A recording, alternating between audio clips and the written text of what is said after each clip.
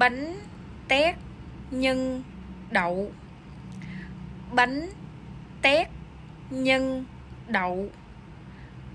bánh tét nhân đậu ប្រែថានំអន្សមជ្រូក ស្វាគមន៍បងប្អូនមកកាន់មជ្ឈមណ្ឌលភាសាវៀតណាមម៉ារ៉ាឌី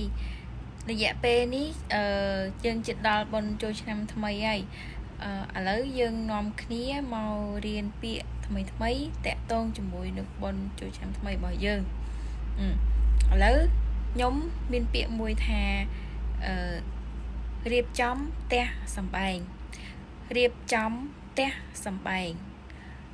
dọn dẹp nhà cửa, dọn dẹp nhà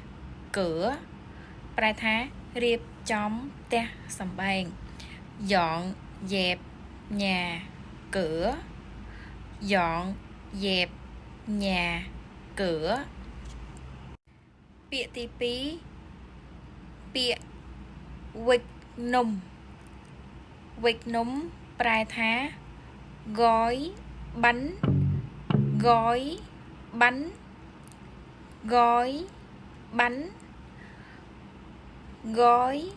bánh ប្រែថាវិចនំ អញ្ចឹងពេលដែលយើងវិចនំយើងមាននំ2 នំអន្សមណា នំអន្សមយើងមាន2ឥឡូវមុនដំបូងនំអន្សមសិន នំអន្សមប្រែថា bánh tét, bánh tét, bánh tét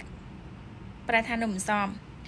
ប៉ុន្តែបើយើងចែកជាង snol យើងមាន snol 1 snol អណ្ដែក snol ជ្រូក នំអន្សមជ្រូកហើយនឹង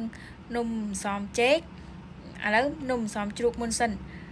bánh tét nhân đậu, bánh tét nhân đậu, bánh tét nhân đậu ប្រែថានំអន្សមជ្រូក